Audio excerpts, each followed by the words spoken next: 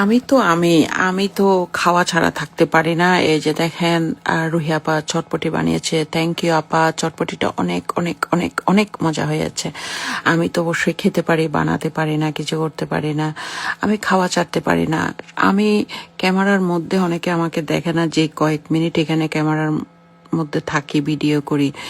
আমি কিন্তু প্রতিটা মিনিটে মিনিটে খাই, একটু পরে পরে খাই। আমি এমনও দিন গেছে যে আমি শনি রবিবার বন্ধ, শুধু বন্ধের মধ্যে আমি মানে প্রায় 7-8 বার ভাত খেতাম।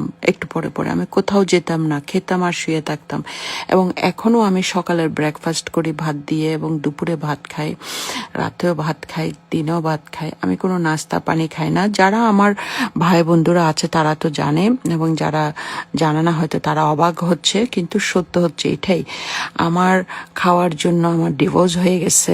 আমার খাওয়ার জন্য আমি আমার শ্বশুর বাড়িতে মায়ের খেয়েছি, আমার শাশুড়ি মেরেছে, ননসে মেরেছে, অর্থাৎ আমার হাজবেন্ডের বোন আমাকে মেরেছে, এবং অনেকে নানান কথা শ্বশুর বাড়িতে বলেছে খাওয়ার জন্য। এমনও আছে যে আমার জন্য এটা বিচার আচার বসেছে ফ্যামিলিগতভাবে, কেন আমি এত ভাত খাই। তো আমি খাওয়া ছাড়তে পারিনি, সবাইকে ছেড়ে দিয়েছি কিন্তু খাওয়া আমি ছাড়তে পারিনি। এখানেও এত ব্যস্ত, এত কিছু যে যেটা হোক করবে, করুক, যে যাই হবে হোক, আমার খেতে হবে। আমি যে এখানে কতবার খেলাম, এটা তো শুধু একটা বার দেখছে। এটা যে ক্যামেরায় হচ্ছিল আসলে আমার খেয়াল ছিল না। আমি এখন দেখছি, ও মাই গড, আমি তো খাচ্ছি, আমি খেতে আছি। খাওয়া ছাড়া আমি থাকতে পারি না, পৃথিবী এইদিকে দিক হোক। আমি জিম করি না, শরীর পরিচর্যা করি না, কিচ্ছু করি না, পার্লারে যাই না, কিচ্ছু করি না। তবে আজকে আমি একটু দাঁতটা ব্রাশ করেছি, ওইটাও আমি সবসময় করি না। মাসে 1বার অথবা 2বার অনেক সময় গোসল করি। সেটা অনেকগুলি কারণেই আছে, করি। বিশেষ করে আমি বিল সেভ করার জন্যই এটা হচ্ছে একটা কারণ। তো আজকে যাই হোক, আজকে করেছি। এবং ঘুম থেকে উঠে তাড়াহুড়া করে কাপড়টা পরে দূর দিয়ে চলে গেছি।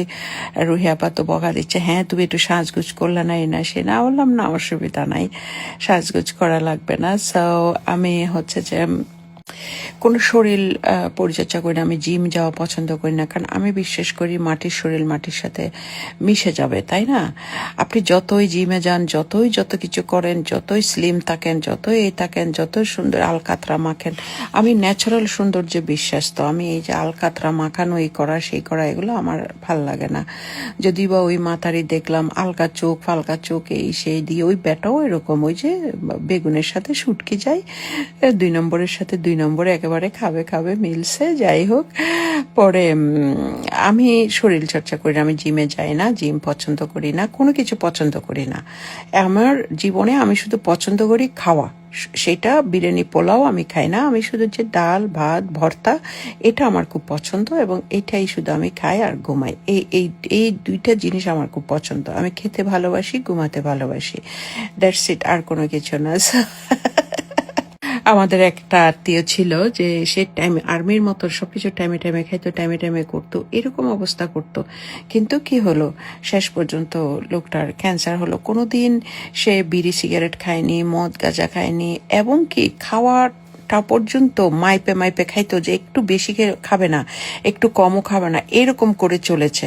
সো ওই জায়গার থেকে আমি সব ছেড়ে দিয়েছি, যে না, যেটা হওয়ার সেটা হবেই, যেটা কপালে আছে সেটা কেউ ঠেকাতে পারবে না।